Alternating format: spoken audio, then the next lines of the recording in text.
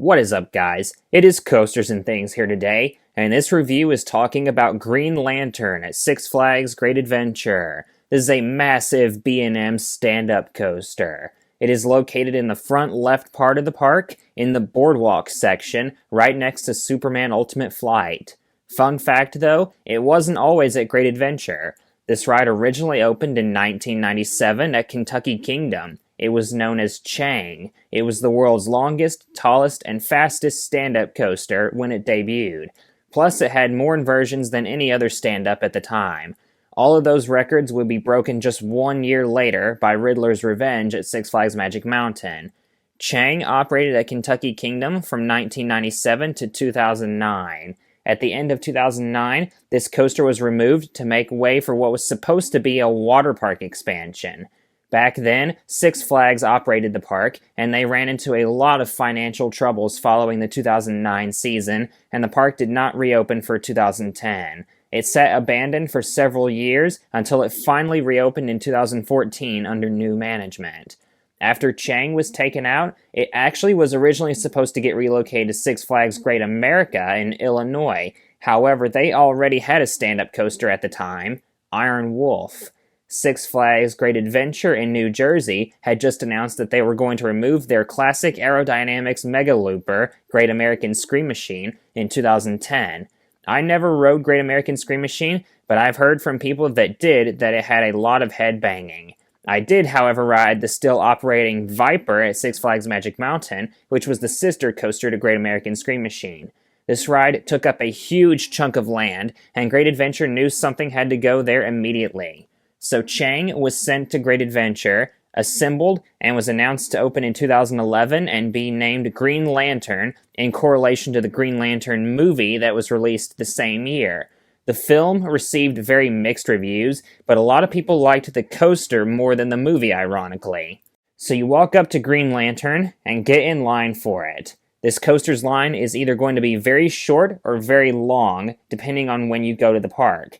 Both of my visits here, it has been short, thankfully. You get into the station, and this coaster has 7 rows. I've ridden this coaster twice. The first time was in the front row. The second time, I actually don't remember what row I rode in. So once you get into the train, you get situated on a bicycle seat. You push it down and pull down the over-the-shoulder restraint. If you've never ridden a stand-up coaster before, the trick is, however low you think you need to set the bicycle seat, go even lower. You want to bend your knees a little until the seats lock in place. Then once the seats do lock, stand straight up. This will prevent the area below your waist from making any contact with the bicycle seat. It'll definitely make the ride more bearable. Many people make the mistake of riding on the bicycle seat. Don't be one of them. Take my advice. You will thank me later. So you dispatch and start up the lift hill. It is 154 feet tall. Once you reach the top, you take a turn to the left and go down the drop. It is only 45 degrees, so it doesn't feel like a true drop, mainly just to build up speed.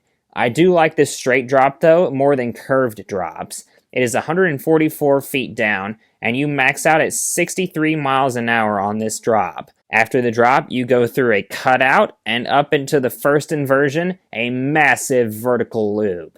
It stands out because it is bright yellow. The rest of the coaster was repainted green, but they kept the vertical loop yellow when it got relocated. Immediately following the vertical loop, this is where the positive G-forces kick in. Green Lantern is full of positives. Pretty much every valley in between inversions has them. And being that this is a stand-up coaster, they go straight to your feet. You then go up into a dive loop. These 2 inversions are my 2 favorite inversions on Green Lantern for how floaty they are. You really feel like you're hanging at the top of the dive loop. You then come down and go through this helix-like turnaround over the station. Following that, you go through an inclined loop. This is the 3rd inversion on the ride, and I'd say this is the most forceful inversion. You really feel it in your legs all the way through. You then go over a small S-turn and then curl up into the mid-course brake run. Thankfully, the mid-course doesn't slow the train down, you just glide right through it. Just beware that you could possibly bang your head going up into the mid-course.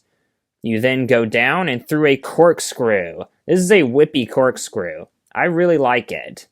Next, you go through another of those helix-like turnarounds, this one going through the dive loop, and down and through another corkscrew. I'm a fan of corkscrews on stand-up coasters, and these two are no exceptions. They're both equally whippy, I'd say. You then make a turn to the right, come down a little, make a turn to the left, and then hit the final brake run. When you hit the brake run, you probably are thinking, wow, that is a lot to handle. And it is. That's why you have to know how to ride it correctly. Currently, my favorite stand-up coaster is Georgia Scorcher at Six Flags Over Georgia, but Green Lantern rivals Riddler's Revenge for my second favorite stand-up.